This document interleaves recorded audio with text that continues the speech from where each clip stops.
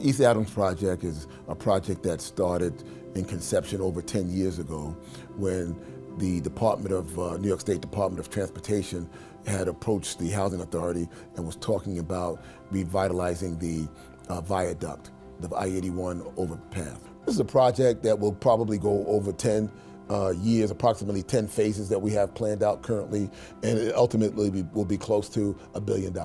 We came out with the overall plan to demolish the existing housing over an 11-year period of time. The purpose of doing it over an 11-year period of time was to have the vast majority of the residents who lived here move once, and as opposed to having all of them move twice. Because oftentimes when a person has to move twice, you really don't get the majority of them coming back. And we wanted to rebuild this neighborhood in a way that the vast majority of the existing residents could take advantage of it. Over the past 10 years, there's been a real housing crunch, and so we are looking to include and be able to access some of the families who may want to be in this neighborhood as well.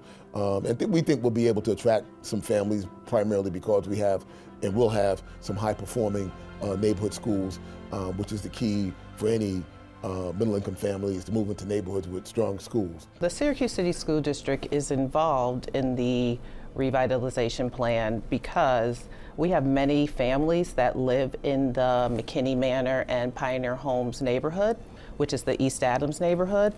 And we feel that having opportunities to help our families that live in the neighborhood is a win-win situation for us. We would like our families to have opportunities to have stable housing, and the more stable the housing for the student, the better they can perform in school. We also have 3 schools in that particular neighborhood. We have Dr. King Elementary School, we have ITC, and we will have the new STEAM school that will be opening in September 2025. So we felt like this was definitely something we needed to be a part of, and we needed to be at the table to discuss how we're going to help our students to perform and help the families, right, that trust us with having their students in our schools. So it's a win-win for us. So in the Syracuse City School District, we have a pretty solid plan for being able to support students as they transition from school to school. So we want to leverage some of the structures that are already in place as we prepare for families to be relocated from East Adams neighborhood. So we have social workers in all of our schools, we have counselors in all of our schools, and we partner with Urban Strategies Initiatives too, and they support families that are going to be relocating from East Adams with case managers. So every family is assigned a case manager to follow them throughout the process as they transition from school to school and transition back into homes in the East Adams neighborhood. So we're really fortunate to have the opportunity to do some long-term planning with local organizations and businesses to really support the transformation plan in East Adams. There is the opportunity for us to partner with Blueprint 15 and for purpose-built schools, as well as Micron, to offer programs at STEAM at Dr. King and in the new STEAM High School that's opening in September of 2025.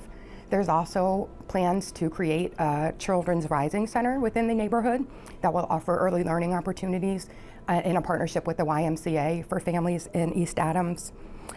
We also partner with SUNY Educational Opportunity Center to offer job training for adults that live in the neighborhood. So really thinking about that whole cradle to career pipeline within the neighborhood is something that we've been planning for some time. With the partnership with Micron, we'll be able to offer some really unique learning opportunities at both STEAM at Dr. King and at the new STEAM High School. And this has all positioned us really well to apply for a Promise Neighborhood grant that we're hoping to be able to enhance even more options for our families. I think we're just really excited about the opportunity to support families that have lived in East Adams, and we think that this is going to be something that could really spur some innovation across the entire city. So we are in the process. I know that you guys know that we are all about pathways and CTE learning for our students. What we would like to do, we will continue to work with the businesses, the colleges, the universities in the area to definitely see what are the needs in the area. For example, we have high-tech manufacturing coming to this area. And so in our STEAM school, we're going to be offering high-tech manufacturing classes and courses. We're going to be offering visual and performing arts. We're going to be offering gaming. Some of these things are taking off in our area, and we want to make sure we are helping to prepare our students for these high-paying jobs that are going to be coming. So we're doing that in the STEAM high school. We also have pathways across the rest of our high schools to make sure that students have opportunities to not only go to college, but also opportunities prepping them for the career, for their specific careers.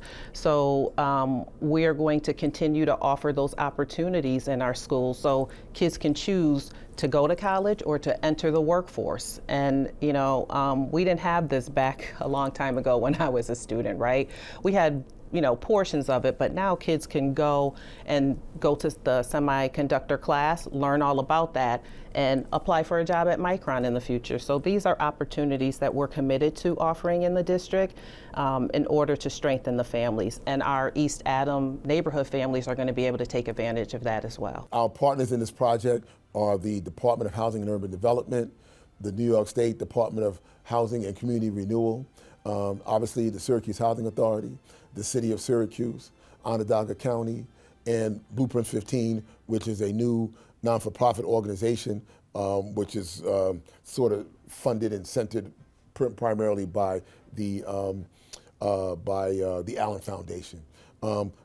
We have a number of other smaller partners, whether it's the Chamber of Commerce or some of our upstate hospital, and a number of other smaller groups that have been very, very instrumental in putting this plan together and putting in resources to make it come to fruition. The strong distressed need for housing has really developed in this community, and one of the things that we're doing here is that we're going from 675 units of low-income public housing to a little over 1,400 units on this footprint. And so we're doubling the number of units, and most of those will be, half of those will be market rate and affordable through the New York State HCR housing redevelopment program.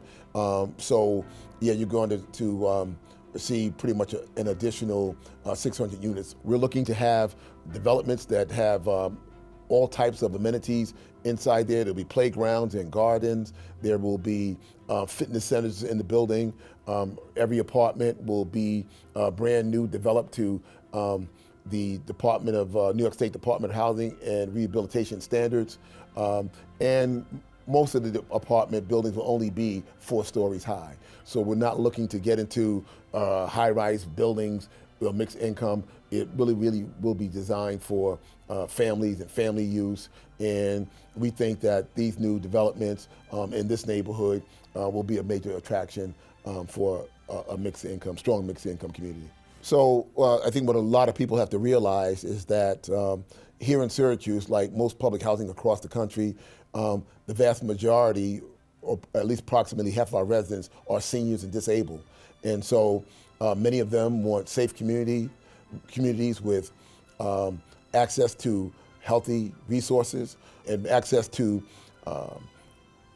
resources where they can get food to eliminate some of these food deserts, and banking. These amenities will be included in this community for those families. For our families with children, we will have the Children's Rising Center, which is an early learning center in this community. The YMCA will be here. We will have these neighborhoods will be broken up. You won't have these super blocks where a lot of nefarious activities take place. There will be more encourageable bicycling and walking neighborhoods, so it will be safer in general. And so I think those are the big amenities that we heard from our existing families that they wanted to see in this community, and we're going to be providing those going forward.